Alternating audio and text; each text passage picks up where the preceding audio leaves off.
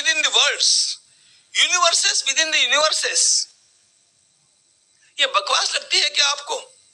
मैं विश्व के महानतम वैज्ञानिकों की बातें आपको सुनाना चाहता हूं, जो स्वयं इसी बात को बार बार कहते हैं।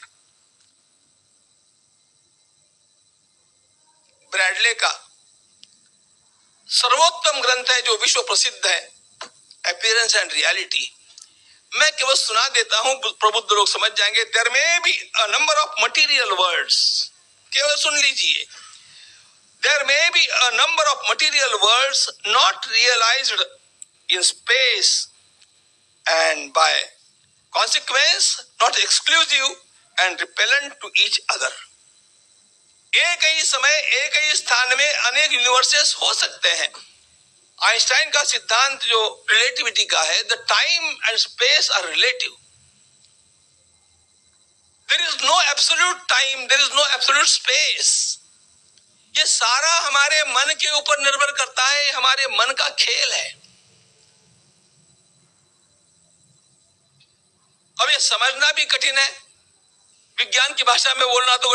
आइंस्टाइन की पत्नी ने एक बार पूछा कि आपकी रिलेटिविटी क्या है, ये टाइम एंड स्पेस कम अधिक कैसे हो सकते हैं? अब आइंस्टाइन को पत्नी को समझाना बड़ा मुश्किल था। वैज्ञानिक को समझाना आसान है, प्रोफेसर लोगों को समझाना आसान है, लेकिन पत्नी को कैसे समझाए? आइंस्टाइन ने कहा, सी एक बात बताता हूं, तुम जब अच्छा पिक्चर देखती हो ना, फिल्म अच्छी देखती हो ना, तो टाइम कितना जल्दी समाप्त हो जाता है। हाँ, कहती हो कि इतना समय हो गया, ध्यान में नहीं आया। और वही तुम जब चर्च में जाकर के कोई बोर करने वाला लेक्चर सुनती हो ना, तो तुम्हें कैसा लगता है कि टाइम कितना लंबा हो गया।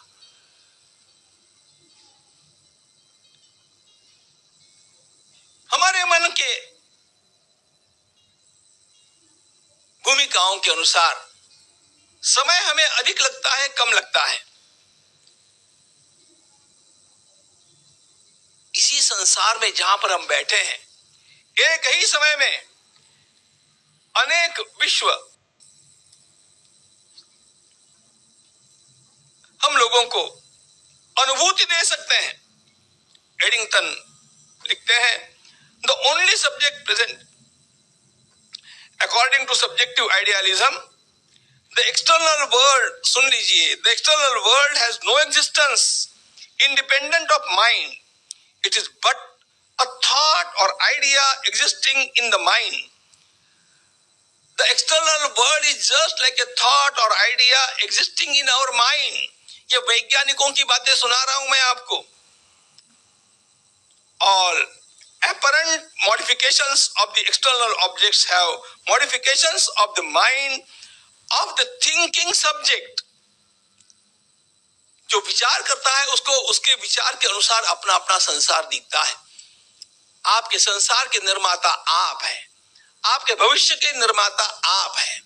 और इसलिए योग वासिष्ठ ग्रंथ हम लोगों को मुख्य रूप से यह बात सिखाना चाहता है कि सबसे पहले अच्छी तरह विचार करना सीखो और पॉजिटिव थिंकिंग हमारे भीतर निरंतर कैसे रहेगा, वो सुदृढ़ संकल्प के रूप में कैसे रहेगा, इसका चिंतन करो तो अपने आप अपने भविष्य के निर्माता हो जाते हैं।